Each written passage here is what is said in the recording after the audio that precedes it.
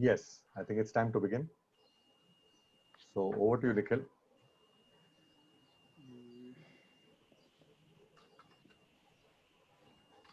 Sure, Harold. So we can start.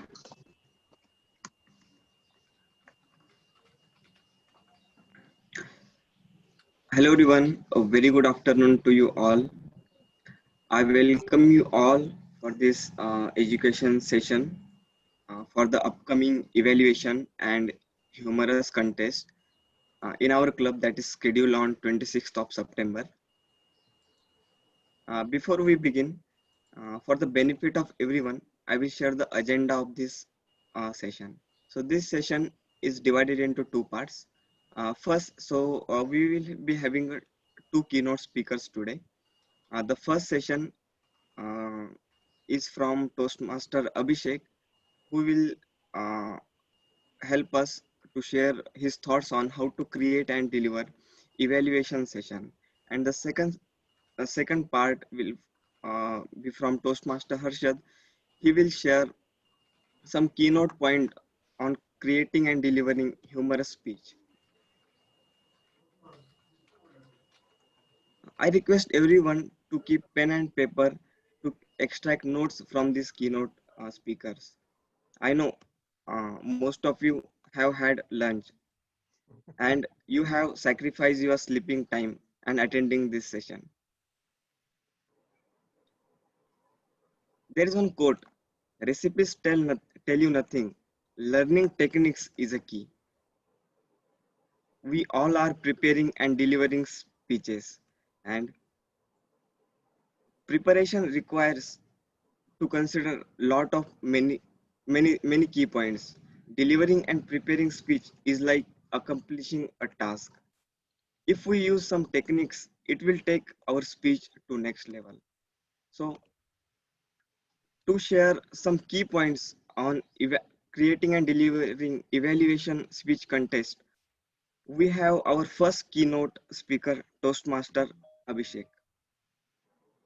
He is a data scientist as a profession.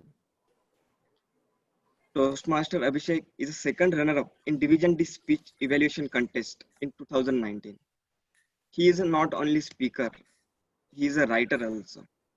He likes to write poems, stories, and jokes. So, big round of applause for Toastmaster Abhishek. Toastmaster Abhishek, over to you. Thank you, Nikhil. Uh, so first I would like to confirm whether everyone can hear me and see me. Yes, Abhishek. Audible Okay, and great. visible.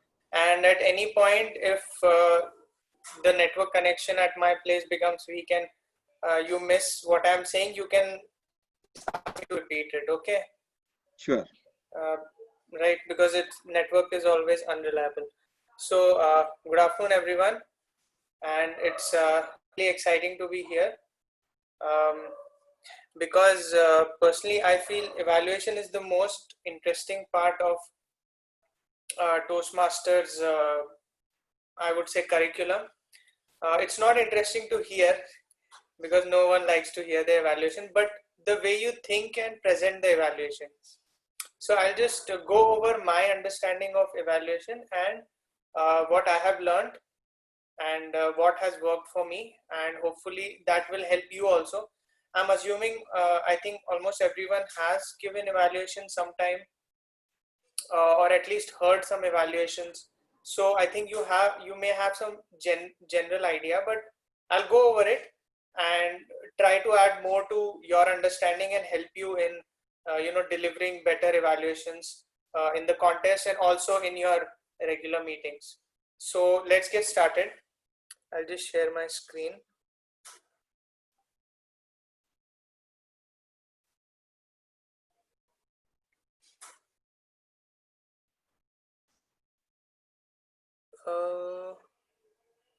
So can I'm not able to share my screen. Now I am able to do that. Okay, great. So personally, I feel that the purpose of purpose of evaluation is to educate, but more than that, it is to motivate. Like since we must have experienced in school that you get a lot of education, but not everyone is motivated to study because of the way you get criticized, or uh, if you get low marks, people will think that you're not good enough. So the idea is to motivate. Whenever you are evaluating someone's work, need not be a speech but anything, the aim is so that the person tries to improve rather than giving up. So um, so in Toastmasters there is something very very popular that we hear a lot in contests, that uh, evaluation or feedback is breakfast for champions. And you can see these world champions, I'm sure they had a lot of feedback on which they improved upon. But what I see, that those who can gracefully accept the evaluations become the real champions, which means those who can digest this breakfast, they become real champions. Now the catch here is that not everyone can. In fact, very few people can. And those who cannot, it is the role of the evaluator to motivate them to, digest the evaluation. Because everybody feels bad when somebody evaluates them, right? So it is our good intention to tell things which are lacking, but the other person may feel offensive. So our aim is to say it in such a way that the other person feels that we are on their side. We are like their friend who is just trying to help them or give them the needed push to improve. So that's the intention that should come out of evaluation. This is the overall benefits of evaluation. You get immediate feedback.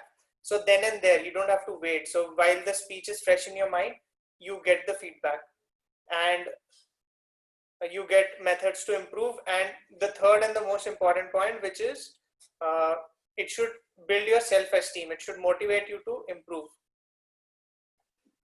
So I have evaluated this in, I have divided this in 3 phases, the evaluation. So first is what do you do while the speaker is speaking? So first of all, you should try to smile and nod at what they're saying to encourage them. This should be a general practice. It's not related to being an evaluator or a contestant. Then most importantly, you should focus on what the speaker is trying to say instead of bringing your own personal bias or personal judgment for the speaker. You may not like the person, or you may like the person a lot, but what are they saying? Can you separate the person from the speech? That's the important part. So focus on only on the speech, focus only on the topic and what the person is trying to say. And with that in mind, take detailed notes. I know we cannot write each and every sentence that the person is saying, but at least, try to write something about each point that the speaker is trying to say. This really helps later on when you are trying to create your own evaluation speech, which itself has an introduction, body and conclusion. So you need as much material as you can get. So focus on the speech and take detailed notes, particularly in the same wordings in which the speaker has spoken. I'll tell you later how it helps. So if it's word to word, that helps, but if you can't, that's fine. But even if you get like 2 or 3 major points, in some word to word form, that helps. Before going to the, how the word to word note taking helps, I would first like to discuss the ballot. So this is the second step of how to evaluate for a contest. First is you take detailed notes and focus only on the speech. Second is when you're writing your evaluation, then you have to keep these 4 points in mind. And this is only contest specific. If you are evaluating a person in a normal meeting, if you're evaluating their speech, any pathway speech, then you need to focus on the objectives. of that speech. But here you need to focus on these 4 points which comes in judging ballot. Now, each and every point that you say should fall in one of these 4. That is what will get you maximum points. And you have to understand all the 4 points clearly. Now, if you read them, I'm sure you'll be able to understand, but I'll just give you my opinion on them. First is analytical quality, which means your note taking will help you in this. It will help you see that what the person is trying to say, what's the theme, what's the intention, like is it an informative speech, is it educational, is it humorous, is it do the person share a personal story and warns us against repeating the same mistake, what is it, and how focused it is, like like we say in our previous CC3, get to the point, right? So if you revise your previous traditional path or even in current pathways, there are certain things which you have to note, like how is the transition between different subpoints, is the speaker sticking to the point or is he deviating? So these are some core points on which you have to assess the speech, and that assessment, that analytical quality should come out when you're speaking the evaluation. The second is recommendation, and this is the most critical aspect, because it has to be positive, specific and helpful. Now it's easy to make it positive if you use the right wordings. Like you can say, instead of saying ki you should have done this, you can say if you did it this way, it would be better. So changing wordings where the speaker doesn't feel accused, speaker should not feel that he has committed a crime or something. That way you can bring some positivity. The challenging part, I feel, is specific, because what do you say? Do you repeat what he said from the notes, or do you add your opinion? Do you show them how to improve? And since we have only 2 to 3 minutes, how specific can you be? So this specific aspect is challenging, and that is where you need to decide, like within 2 to 3 minutes, how many points you want to cover and in what detail. So this is something that comes with practice, but I will also show you one template that I found online, which I think is helpful. There we'll cover more of this, and helpful definitely. I think each one of us have enough experience to listening to other people that we know that, okay, this evaluation will be helpful, this recommendation will be helpful to the speaker. So that way you can, use your recommendation. So specific is something I think which we all need to work on because of, limitation of time. And third is technique. Now this is where the self-esteem and the motivational aspect comes. The way you speak to the speaker, like do you smile, do you praise the speaker? If a person is telling you a personal story, do you say that, I really appreciate your courage to share your personal story with us?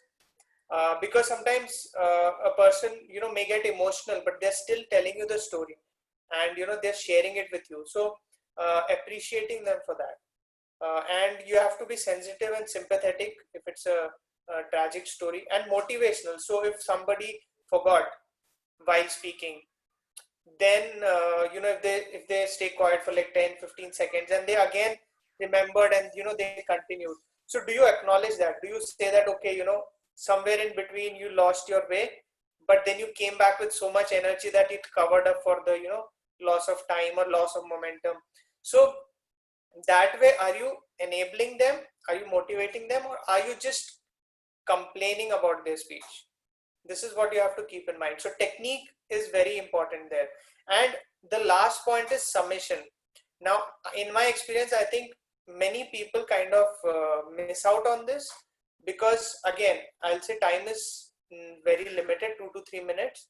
I have found myself also, skipping over summation because I wanted to say commendations, I wanted to say recommendations, but there is no time left for summation. And it is not just about saying the summation, it's also about encouraging the speaker through summation, because the last thing that you say remains with the speaker and the audience. So the final sentence that you say, you have to say it with a lot of planning, you know. So even if you have to mug it up, it's fine, but you have to include everything: commendations, recommendations, some encouragement, and you know, for instance, you can say, you know, I really loved the way you delivered your personal story with so much energy and pathos, but had you paused at the right moments, this speech would have been really better, and I am looking forward to more speeches from you because you're a terrific speaker. If you say it like this, you know, in a single sentence, that the person will remember. That's what the person will take home. The initial parts is just for understanding, you know. Person will understand what's there, but what the person will remember is summation. That is where summation becomes important. And in fact, if you just summarize it, you may even get 13, 14 out of 15, because I think this is where you score the highest. But don't miss it.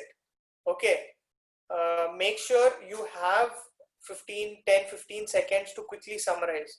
Even if you don't do it properly, you will still get some point, but if you skip it, your 15 points are gone.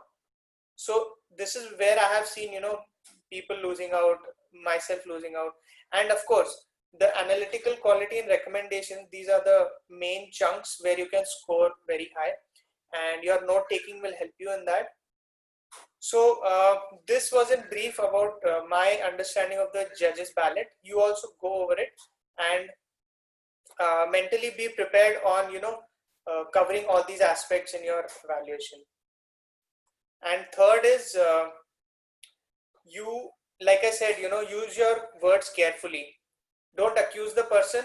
Show the person that had they done it in a different way, it would have been better.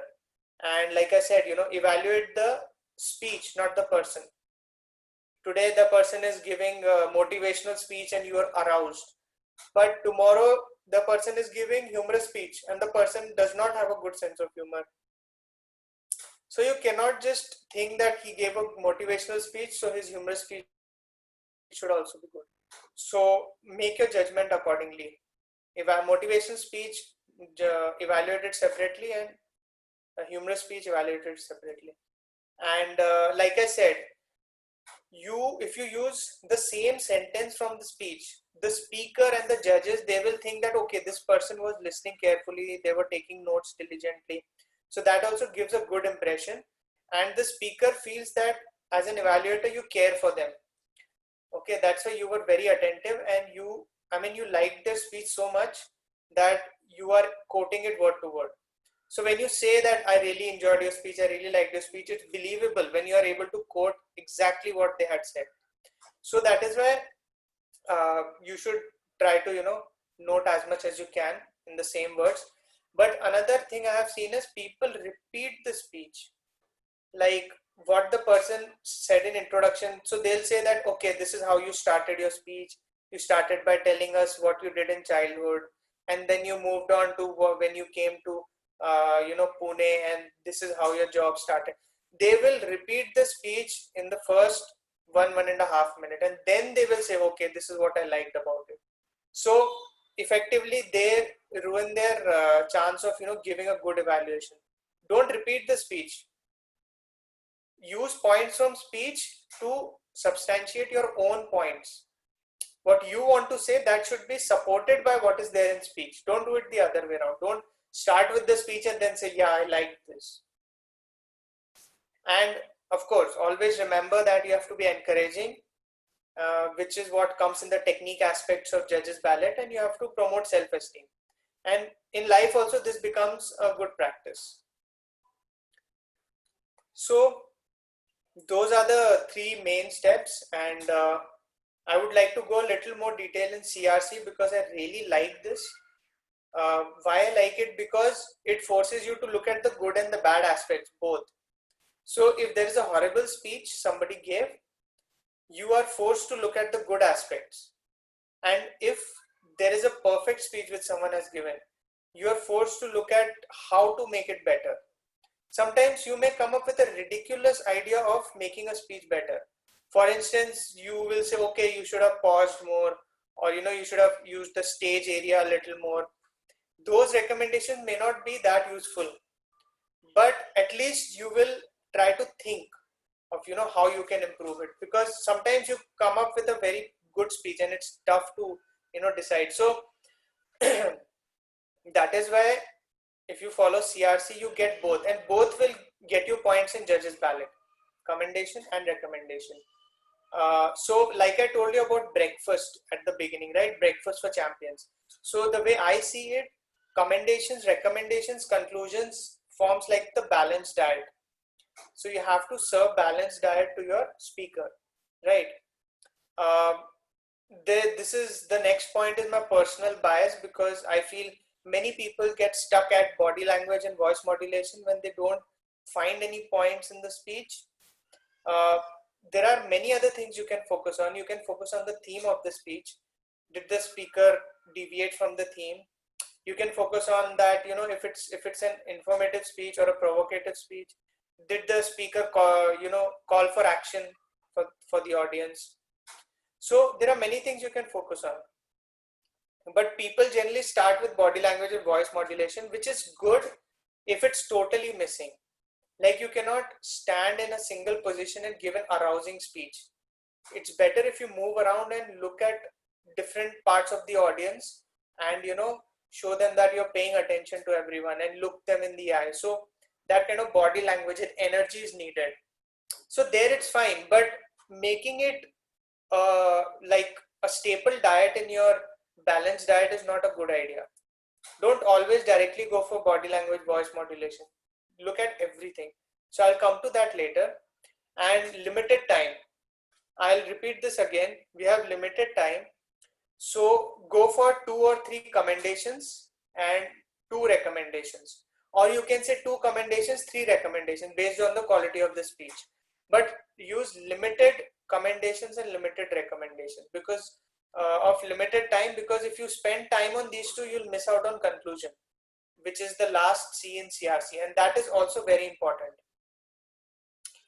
And like I said, summarize everything in one sentence and thank the speaker for delivering their speech as an act of as a mark of encouraging the speaker.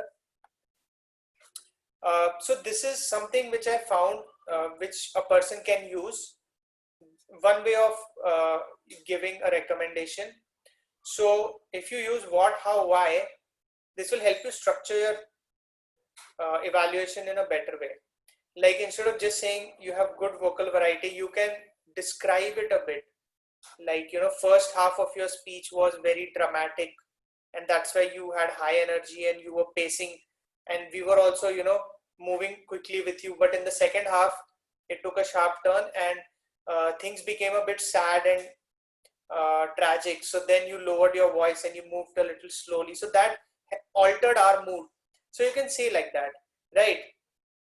And why you can say, it altered our mood and it engaged us more.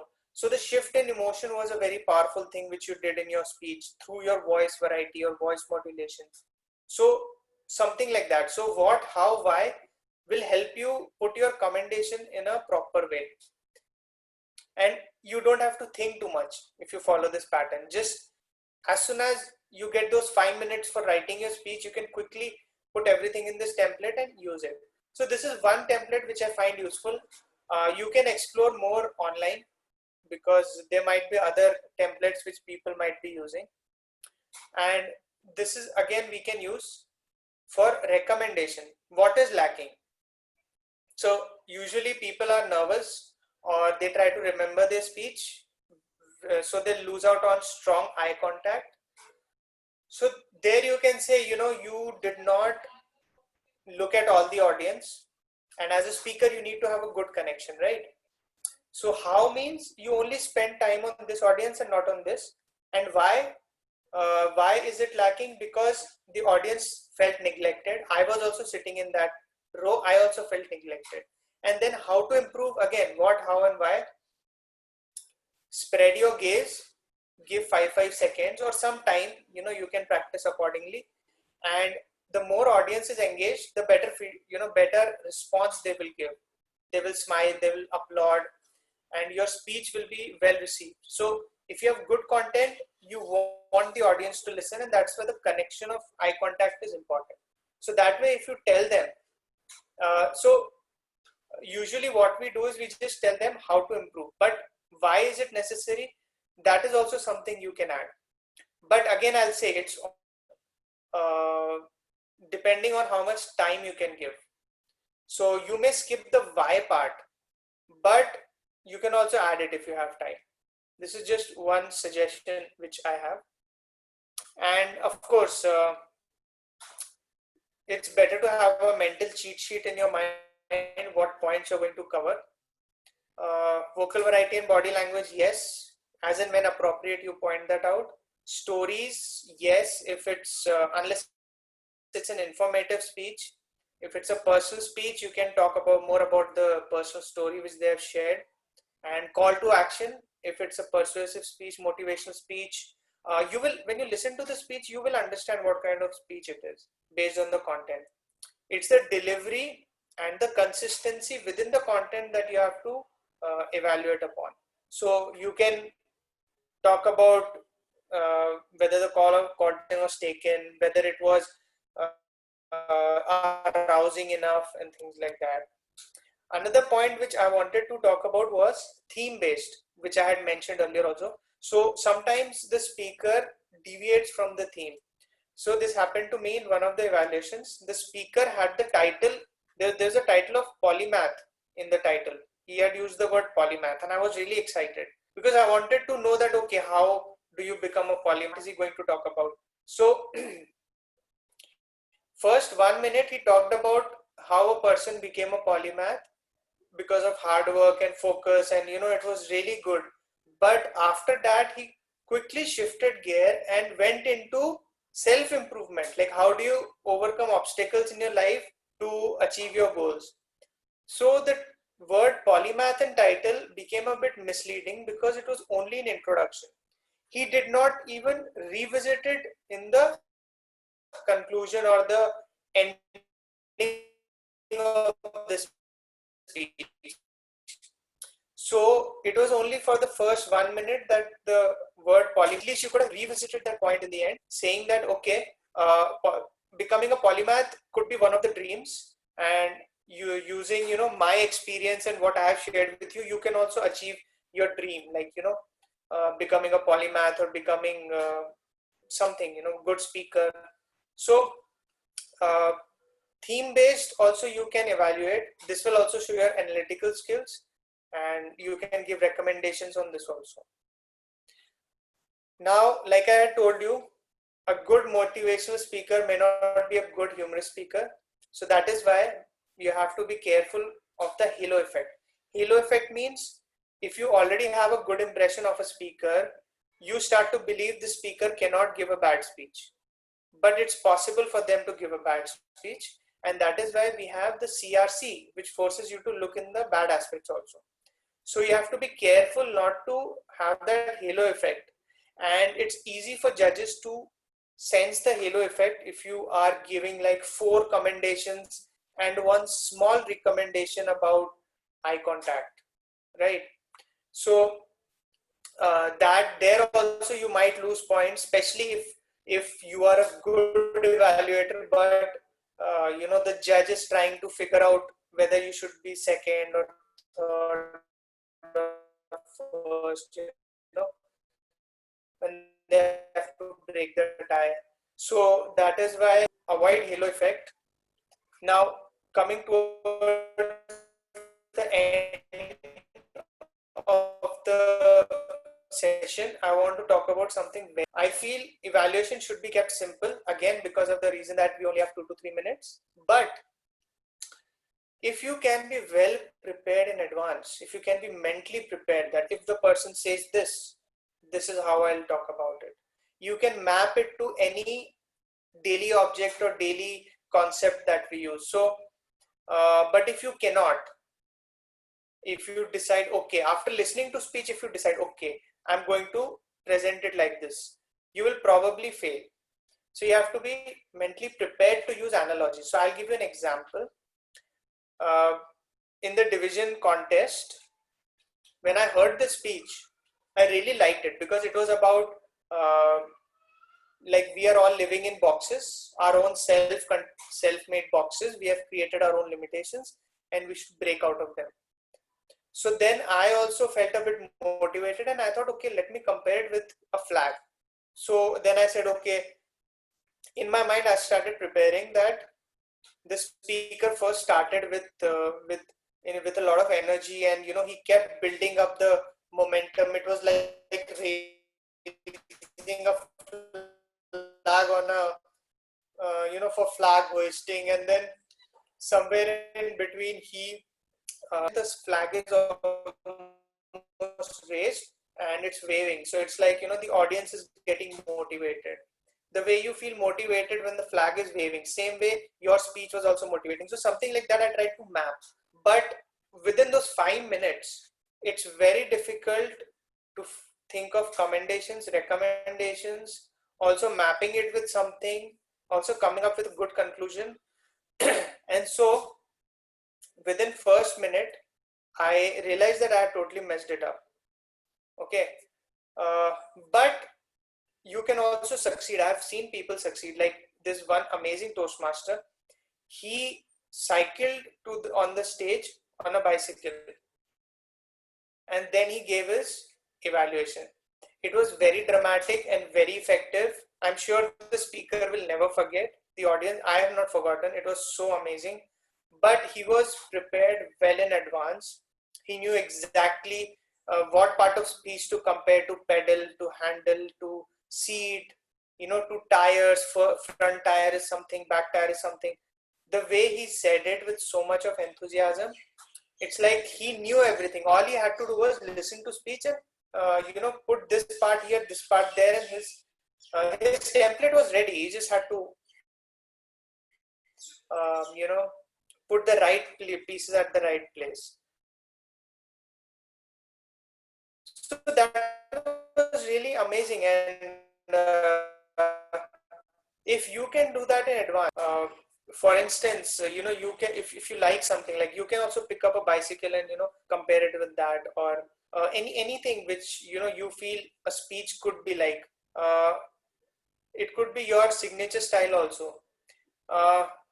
So because I had messed up in my division contest, I had another thought which I was going to execute, which brings me to the last point, which is it's always better to show how to do it rather than telling how to do it, right? So we looked at what, how, and why template, where how you are saying, and that is also very useful. But if you can convert how into an example, that will be very effective. And if you can do it, the speaker will feel he or she can also do it. So what I did was, in the speech, the person is talking about being confined in our own boxes, and then he does something like he's going to break out of these boxes. But the speech had reached such a high energy level and high motivation level that the way he gestured was, I feel, not very powerful. So then I said, instead of just moving your hands, you could have just punched the box, shattered the glass or something like that, like it is shown in this image, with that kind of focus. So if you punch like this, so I punched like this in while standing there, and I think that might have created a good impact for my evaluation, and speaker might also have remembered that. So a strong body language gesture, or strong voice modulation, or you can even restructure the sentences of the speech and tell them, instead of like this, if you say it like this, instead of passive voice, you can use active voice. So you can restructure it. So in summary, I would say always smile when the speaker is speaking, and also smile on the stage. That will make you look more encouraging, and the speaker will, and the judges will also feel that you're motivating the speaker. Then CRC, always stick to CRC, because that helps you avoid halo effect, and also keeps your evaluation structured. and you can use what, why, how template or any other template you have, you can find online, and also have a kind of a template in mind what aspects you can evaluate a person on. Next is you should keep it simple, and if you want to use analogies, be mentally prepared in advance, have that kind of template in mind how you're going to compare. And in fact, you can have one analogy for humorous speech, one analogy for educational speech or informative speech, one for inspirational or provocative speech. You can have different templates for different speeches. That way you can plan so that the speaker gets the confidence that yes, what this evaluator is doing is looking better, and so I should also do it this way. And then in the end, you should summarize with encouragement, and you should say something like, to summarize my evaluation, or in summary or in conclusion, so that everybody knows that okay, this is the ending of your evaluation, right? So this was my section and my learnings from the evaluation, and my my opinion on how we can evaluate better. Thank you. Thank you, Abhishek. Thanks a lot for sharing these key points. You have really highlighted some common mistakes that we do in evaluation. So now it is time for questions and answers. So I open the floor for the audience to answer the questions if you have any. So host, may I? we can unmute everyone. Okay, Nikhil. Yes, I'm Taha. May I go ahead? Yeah, sure. Okay, yeah, Abhishek, thank you so much Yes. for the enlightening session on conducting, giving a good evaluation speech at the evaluation contest. Thank you. But you see, I'm sure you will agree that listening to the speaker attentively is of paramount importance. And Yes. I feel that though this might seem so basic, so simple, still many evaluators do not listen actively to the speaker and hence miss out on some important feedback. Now, listening actively is something that is emphasized in Toastmasters as well. Still, we might not listen actively at times. Now, going into the contest, there's also this added pressure that, oh, this is a contest, I have to win it. And one might get overwhelmed and not listen actively, which defeats the purpose. Now, if you were a contestant, how would you ensure that you listen and you listen carefully to the speaker? Yes, Abhishek. Okay, thanks. Is that Ta? Yes, it is me. Yeah, hi Ta. So Yeah. I have been a Toastmaster since 2010. Okay. Yeah. Very long time. I took a break for 2 years in between. Yeah. But for the first time, I won evaluation contest last year. Yeah. In club and area level, and it helped me go till division level where I came second runner-up. Yeah. So for all these years, initially I thought I was not a good evaluator because the way others were evaluating, they were evaluating in such a good way. Okay, with a lot, like I said, analogies or the way they are speaking to the speaker. So I felt a bit overwhelmed. But so what I focused on was the objectives of the speech in any normal Toastmasters meeting. And I thought, okay, how can I give the speaker feedback that is valuable? Because I started to see that everybody is using same kind of template to, give same kind of feedback, but are they really listening to the speech? So I could find points which nobody else was able to, see. And when I gave those points in the regular meetings, speakers were coming to me and saying, this point nobody pointed out, but I think what you said was correct and I'll work on it. So they themselves came to me. So after 4 or 5 years of being in Toastmasters, when I gradually developed my listening abilities, then I could sense certain things which even the area level or division level evaluation winners could not. So that Yeah. gave me some confidence, and I realized that I was enjoying the process of evaluating more than, I have to win the contest. And frankly, last year when I won the club level contest, I was like, okay, fine, maybe this is my day. I won. Then when I won the area level, I thought maybe they have counted the ballot wrong. Okay, because I saw there are four more, they are winners from four more clubs. So how could I win? But that aside, I enjoyed evaluating all the speeches that I have till now. And what you're talking about listening, yes, it's very difficult to develop the listening skill and to ignore the pressure of contest. But I suggest when you start listening to when the speaker starts speaking on stage, right, then it's important to just enjoy the listening experience. So I said you should also take notes. But if you're enjoying the listening experience, then you can maybe take some notes. You don't have to take down every line. But the focus should be on enjoying the speech and Right. making mental images that, okay, this is the first point he said, then he said the second point, and in this point he has reacted in this way. Yeah. And also, like, maybe you can think like, okay, after this speech is over, after this contest is over, I'll discuss this speech with someone, with that mentality. So the way we watch TV shows, right, the way we watch movies, how do we remember them? Because we are enjoying it and because we want to discuss it with our friends later on.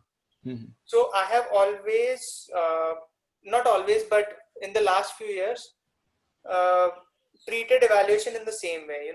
I enjoy listening. I just sit back, enjoy whatever strikes me. I make a note. Absolutely. And whether I win or not doesn't matter. I want the speaker to take something useful with him or her when they listen to my evaluation. If judges don't think I'm best, it's fine. The speaker should think I'm best. He or she should find it useful. So the last few years when I started enjoying me, so it gave me that confidence. So this year I may not even win club level, but I will still enjoy evaluating that speaker. Yeah. Right. Thank you so much, Abhishek. Thank you. Thank you, Taha. Thank you, Hi, Abhishek, Abhishek. for answering question. Govinda here. Hi, Hi, Abhishek. Govinda Govinda. here. Hi, Gunda. Yes, you can go ahead. Yes. So my question is related to that of Tahan, to the point that you covered right now. So over the years, since you have been a Toastmaster since 2010, you also must have observed that playing to the audience has become somewhat a necessity for an evaluation contest, though it is not the criteria, right? As you said, our focus should be a speaker, correct? Yes. But over the years, you would see people come up with analogies, people come up with jokes in their evaluations just to ensure that the audience is involved. So what is your take on this? How much should this be a part of our evaluation if we are looking to contest, and what should be the fine line that should not be crossed when we are doing this? Okay. So audience, once the audience listens to speaker speech, right, then they also know about the speech, right? So in a way, they and the speaker, everybody in the audience, I consider them at the same level. So when I'm giving my evaluation, I feel I should build a personal connect with the speaker. That is what is recommended, right? So the speaker, once you build a personal connect with the speaker in the initial few sentences, then the speaker is motivated to listen to you and they will apply the evaluation. That is how evaluation should be done ideally. Now, if you're able to connect with the speaker, then I'm sure you'll be able to connect with the audience also in some sense. So suppose speakers, so the speech is about some college experience, right? So if you say, oh, even I used to do this in college, or thanks for bringing back that nostalgia that I used to experience, and so at some level, I think if not all, most of the audience will relate to it. So I think relating to speaker, building a connect with the speaker will help in that, and picking up parts of the speech to connect with the speaker is more effective, I think, than analogies. Although analogies you will remember if it's outrageous, like comparing speech with a balloon, right? So if it's an outrageous analogy like that, you might remember. But will you remember the analogy or will you remember the commendations and recommendations? What if the analogy overpowers the commendations and recommendations? But if you pick up something from the speech itself, then I think at least the speaker will remember it more, and you will get more points for being more analytical, and for giving good recommendation. And I agree that evaluation speeches are also getting treated like speeches. They have to be engaging, they have to be a bit entertaining, but I think all that comes from the speech itself. It can come from the speech. If you begin by saying that something that connects with the speaker, you can start with a quote and say this quote was very relevant to the speech, or you can start with a personal experience and say, even I struggled, even I struggled with learning Sanskrit till my 5th or 6th standard. So when you empathize like that, then speaker, you connect with the speaker, and time again, so basically what I'm trying to say is the points are important, and how to make it more engaging and entertaining is also about what kind of speech, what kind of speaker you are. Like if you are, you have to play to your strengths as a speaker. Like if a person like me, if I am not very expressive on stage, but I will do all the basics right, I will maintain eye contact, I will try and show my recommendation as much as possible, and I will also try to put in a jokes or two in between, right, so that the audience is audience gets engaged.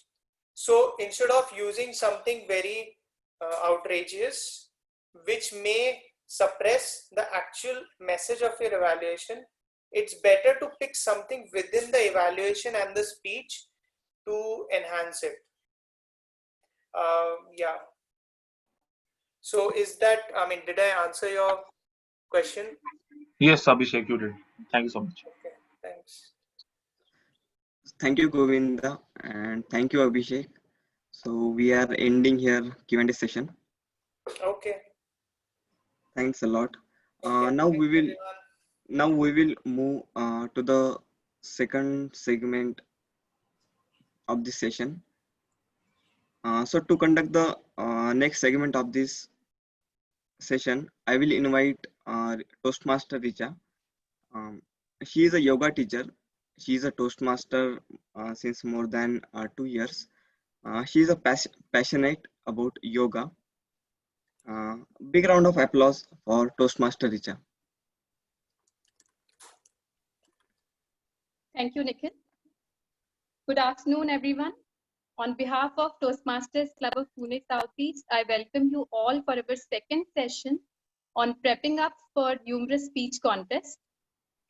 First of all, reiterating Nikhil's point, I'm really glad and grateful that you all decided to join us on this Sunday afternoon, and be assured that this is going to be worth your time. Before I introduce our second speaker for today, may I request all of you to please put on your cameras, and with huge smile and big round of applause, please welcome both the speakers who accepted our invitation to share their knowledge with us.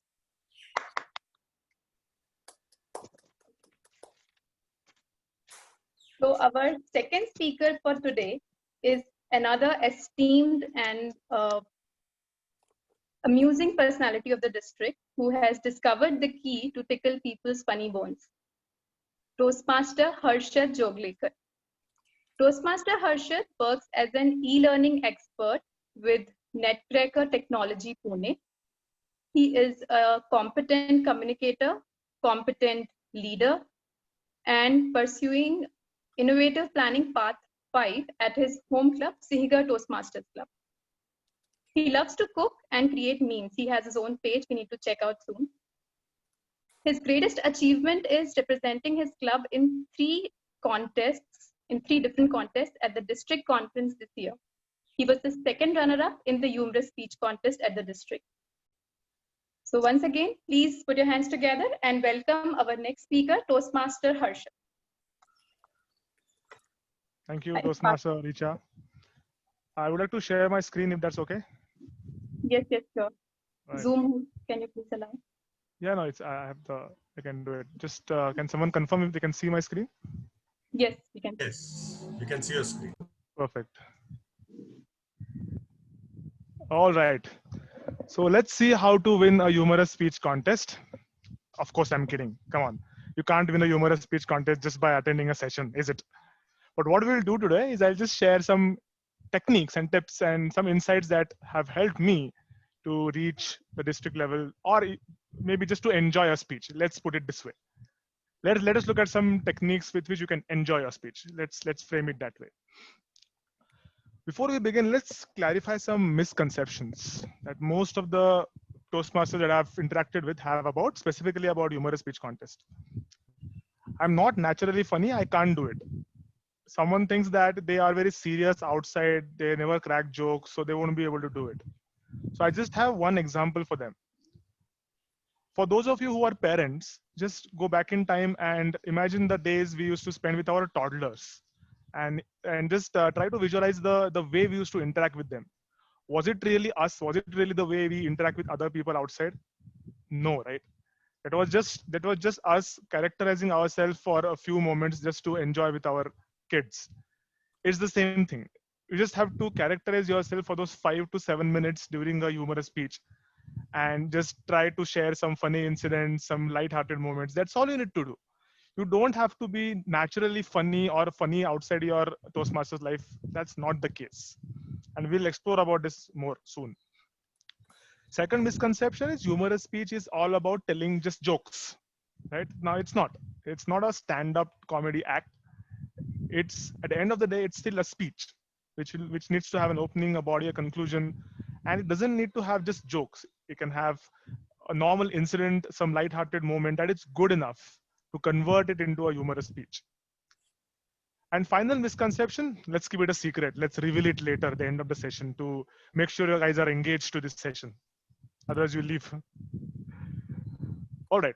So how will I bore you today, right? Afternoon time, you had a good lunch. I'm sure you must be all sleepy, but just stay awake for a few more minutes, maybe 20 odd minutes. So I'll bore you with 3 things. We love triads, don't we, Toastmasters, right? So 3 things. A, of course, selecting the topic. Right? Some people just can't start, right, to write the speech. They are stuck at this point. So we'll cover that, then how to write that speech, and then how to deliver it. All right, let's uncover the complex difficulty that everyone faces. Which topic shall I select? Right, so we'll give you some examples today of what you can actually select as a topic to write your speech. While we're discussing this, just focus on the line at the bottom. Right, so whatever we will discuss, have this at the back of your mind.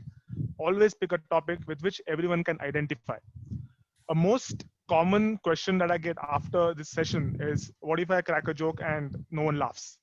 So this will be taken care if you speak on something with which everyone can identify. Here are some types that you can actually use. What are these? Observational, anything that you observe around you. It might be as simple as a day at your work. What do you see? Your colleagues, your bosses, a pantry boy, a security guy, whatever it is, whatever people and situation that you observe. Maybe you are traveling from your work to your office, you see some fight happening at the traffic signal, people are arguing. Anything that you observe around you, if you find something interesting, pick it up and build it as your speech. Anecdotal is all about yourself. All of us have some funny incidents in our life, something funny, something interesting from our childhood, college days, marriage life, office life. Pick up something that you have actually experienced and you can write a speech.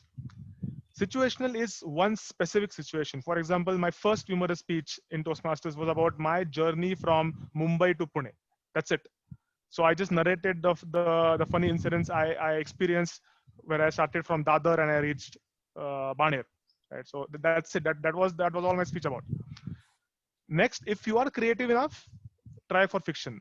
Create a fictional character which will have some funny traits or characteristics, a fictional place, a fictional situation, mix it up together, and then you have your speech.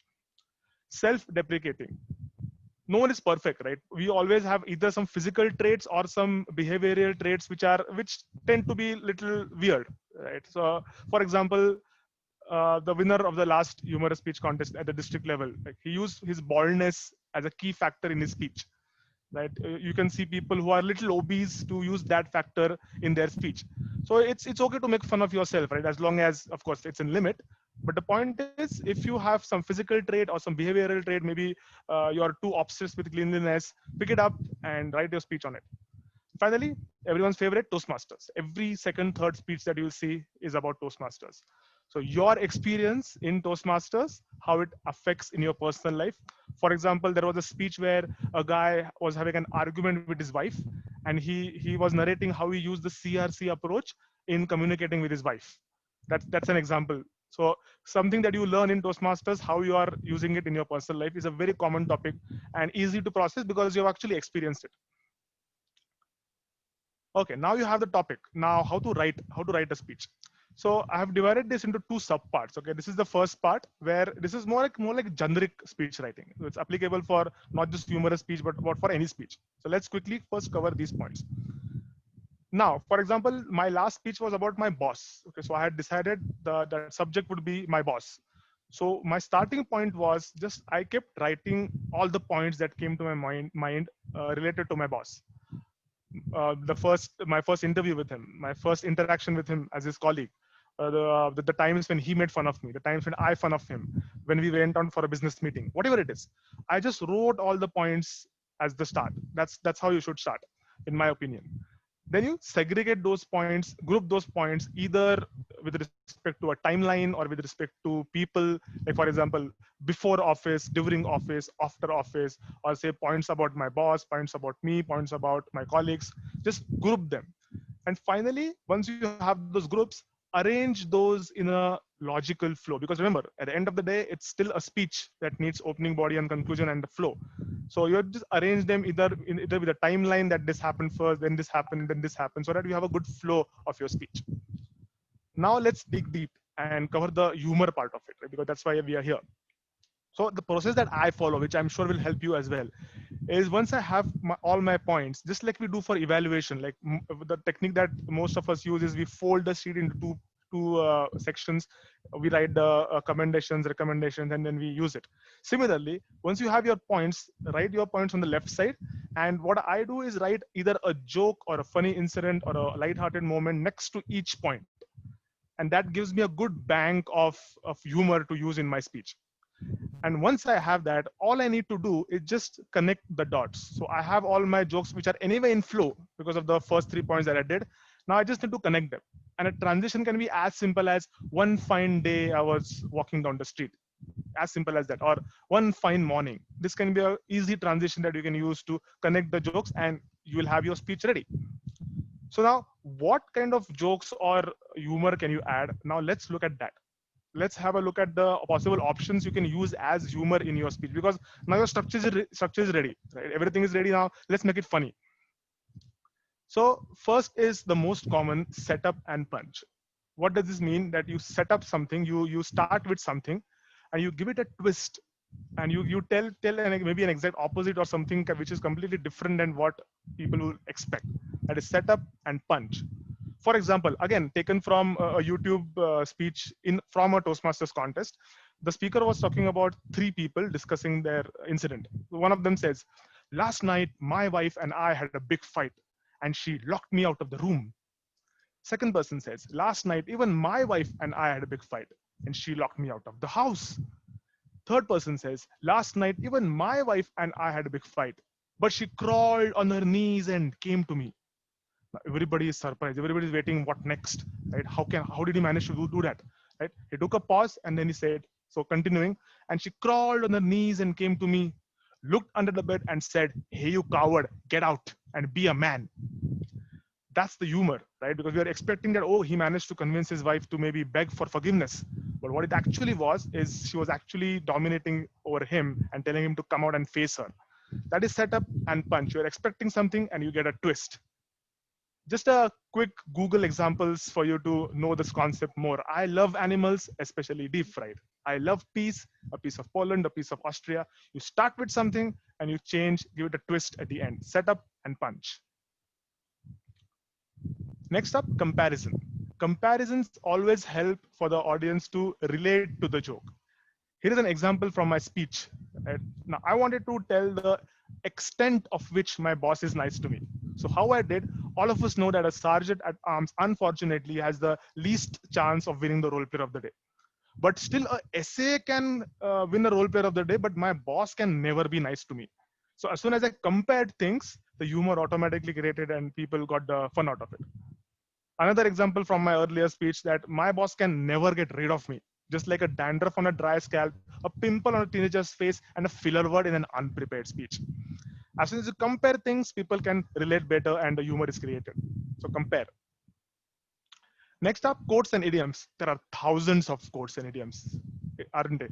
You pick one and you twist it in whichever way you want. For example, now this is a famous quote that, or an idiom, that in 3 words I can sum up everything that I've learned about life. It goes on. So what I did in one of my speeches is I used the same, I twisted it. I said, in 3 words I can sum up everything I've learned about math. It's not for everyone. So the humor was, I'm talking about 3 words, I'm using 4 words. That's how bad I am with math. And people could relate it because most of them knew this idiom. So use a famous idiom, twist it, and humor will be created. Sarcasm, everyone's favorite, as long as done in the limit. Basically insulting people positively, like lightheartedly. And here I'm just showing you one of the Google jokes where you can read it for yourself. In the meantime, what I tell you is 25% of our content, we are allowed to take inspiration from others, right? From external source. It's okay if it's not original. So I would suggest use this to get all the sarcasm jokes or sarcasm incidents, because those you will find plenty. Like some people use it as a WhatsApp forward. I saw someone in a district contest using a WhatsApp forward. If you can use it, why not?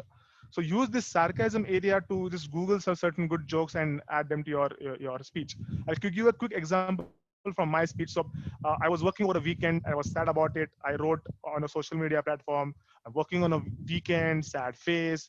Now my boss was the first one to comment saying, only if you could work during weekdays, you won't have to work on the weekend. That was a classic sarcastic comment. Similarly, add them to your speeches and make it funny. Wordplay, one of my favorites. Use similar sounding words and create humor out of it. For example, I was talking about exercising. So I went for a walk at Yana Sizzlers and Walk. WALKWOK. Another example, my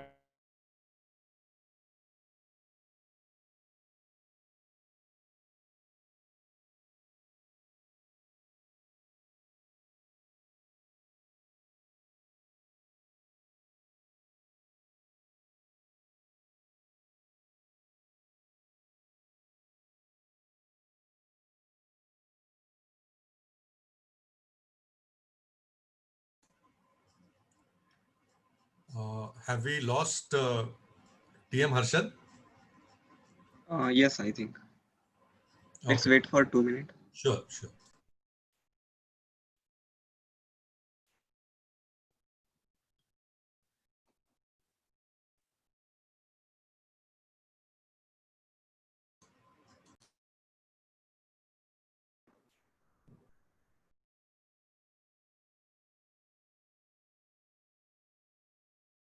I'm sorry, I think I dropped out. Can you guys hear me now? Yes, yes, we can see Okay. you and hear you. Sorry, let me go back.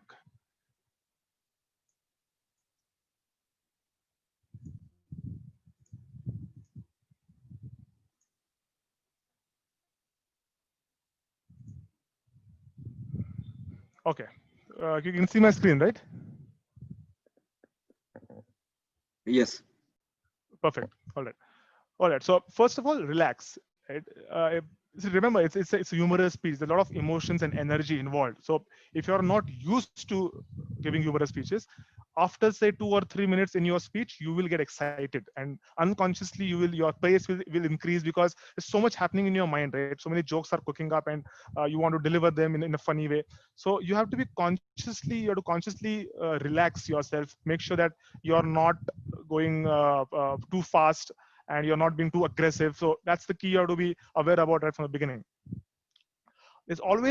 we always require some drama in a humorous speech. It's okay if it's not there in an international speech contest, but humorous speech, you will need to add some drama. You cannot speak in the way you speak otherwise outside Toastmasters, right? So some drama, some theatrics in small amount are required. So make sure you add those. And because it's a humorous speech contest, because it's very positive, you need to have a smile on your face. You need to have that positive aura coming from you. So use your body language, use your facial expressions to make sure that you're enjoying the moment. And even the audience should feel that yes, he's enjoying the moment, he's into the speech. The only exception are something called as deadpan jokes. What deadpan jokes mean? You deliberately have a blank face while you're cracking a joke. So that's the only exception, where you don't need to have any expression, and then you say the punchline. Pauses are extremely important in humorous speech contest or humorous speech. I will go back to the earlier example about the 3 guys talking about their wives. That joke worked the best because there was a long pause after he said, and she crawled on her knees and came to me. And it took a long pause, because then the punch came. So the setup and punch need to have a pause. Similarly, your jokes also need to have a pause for this particular reason, to have a better impact. And second reason, for the audience, because some audience members might not have the same sense of humor. They will not understand some of the jokes. So give them some time to actually understand the joke, especially if it's a bit complex or if it needs too much thinking. Right? So pause is extremely important. Look in the camera. Now, more suitable for this virtual environment. See, right now I'm looking in the camera. Right now I'm looking at the screen. Now, you need to look in the camera, of course, to build better connect. That is anyway important. But another important reason is, for example, what has just happened with me right now. Just before I got disconnected, I saw a pop-up on my screen saying your internet is unstable. Now imagine something like this happening during a contest. You will lose focus, because like the bottom line mentioned, you have to be involved in the speech completely while delivering it. So any kind of distractions on your screen will affect your delivery. So always look in the camera. It doesn't matter what is happening on the screen. You have started your speech. You can't do anything about it anyway, right? Just be focused look in the camera and deliver your speech. Finally, stand and deliver. So remember, it's a humorous speech. There's a lot of emotion and energy involved. Let the audience see more of you. If you sit down and deliver, it will restrict your body language, your emotion that you want to convey. So always stand so that people can see more of you. All right. I'm sure you must be bored, but I'm almost done, guys. Don't worry. Just some final additional tips and we'll be good to go. Keep a catchy title. How this helps is it gives you an advantage even before you start your speech. When the contest chair reads out your topic, people are already hooked onto your speech. So always have a catchy title to your speech. In my personal opinion, ISC's international speeches can progress gradually. They can start at a normal level, then they can go up. But for me, humorous speech has to start with a bang. And for that, start is extremely important. So make sure you have some fun, some humor at the start, some quotes, some songs, anything that you wish. But don't just start in a normal way. The start has to be really interesting for the audience to be engaged. And then maybe you can come down a bit, again go up. But always have a great start. Like I mentioned before, not everyone will understand your jokes. Not everyone have the same sense of humor. So always practice your humorous speeches on different audiences to make sure that you're averaging out the possibility that people are understanding your jokes, so that you won't face a situation where people are not laughing on your jokes. Humor can be a double-edged sword. Of course, in Toastmasters, we have some guidelines, but still, you never know who might get offended or who might not like something, especially if they are the judges, right? You will suffer.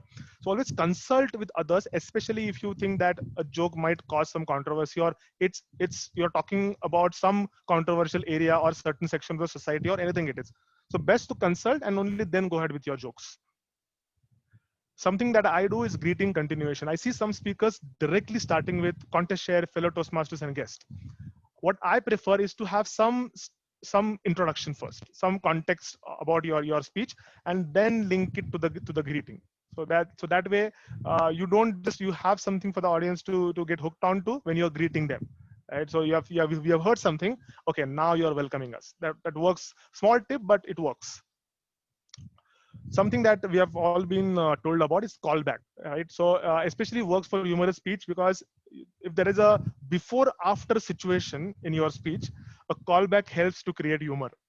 For example, in my speech, there was a before edition of me where my boss used to make fun of me, and then an after edition, the second half, where I used to make fun of my boss. So I took similar incidents from the first half and I twisted it like how I insulted him. So it worked better, because now, because it was a callback, the audience could relate it. Okay, before it was this situation, after it is this situation, and that created humor. Use a prop, but only if it adds value to the joke or to the incident that you're talking about. I'll give you a quick example. I had a, sorry. All right. So I had a box of chocolates, right? And it was a closed box of chocolates, and I said, I used the dialogue from Forrest Gump that life is a box of chocolates, and I opened the box and it was empty. Right? So that was a dark humor that I wanted to say, that that's how empty my life is. So that the prop worked because it was relevant to the speech. Right? So use it only if it adds value. And last, but the most important point, which you should never forget: don't be funnier than me, guys, please. Right? I have to win. Please, once let me win. So if we by chance meet at the district contest, please let me win. And remember, I had given you some good, important tips, so please take that into consideration. Now, last misconception. Okay, great session, but I don't stand a chance. And now I want to link this to my title, which says that, nah, just kidding. You can't win anyway just by a session. I don't want you to go with a mindset of winning a contest. I want you to go there and just have fun. If you want to win, if you will win, you will win. If not, you will not win. As simple as that.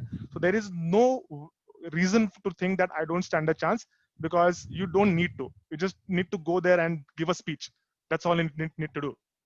As long as you do that, you'll be a great humorous speaker. So that's it. Now I can take some questions as long as they are simple.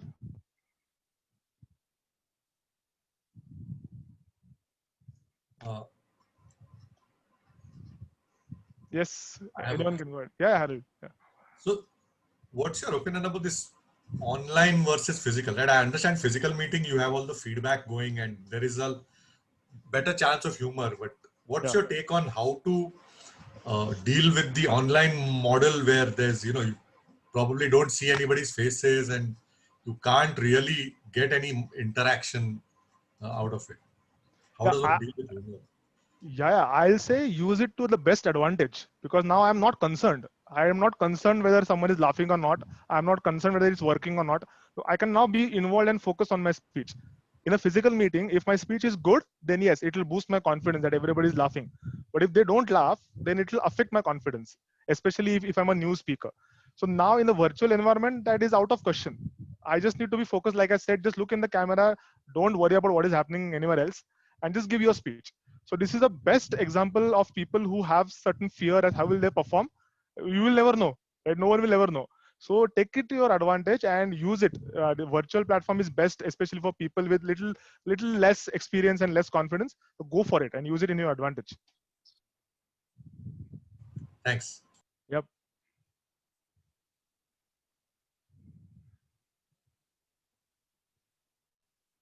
All right.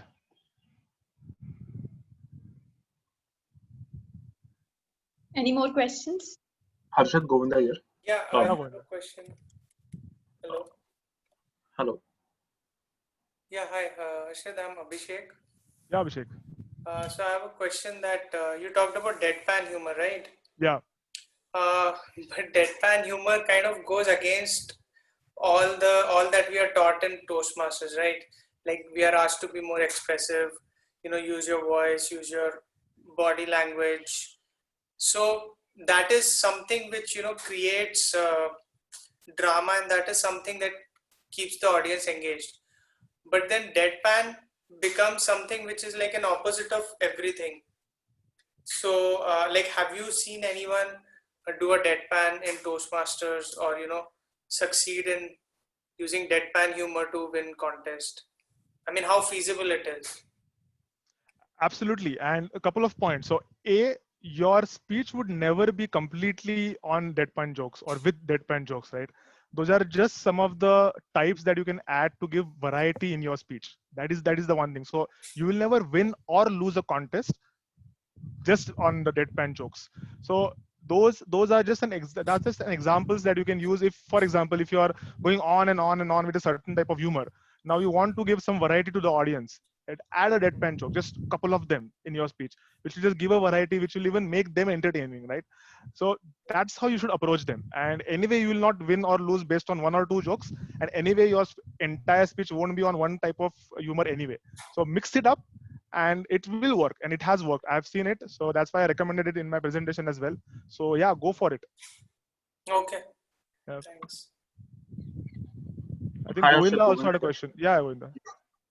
So I have seen. I first of all fall in the first category that you mentioned, that I don't think I'm funny.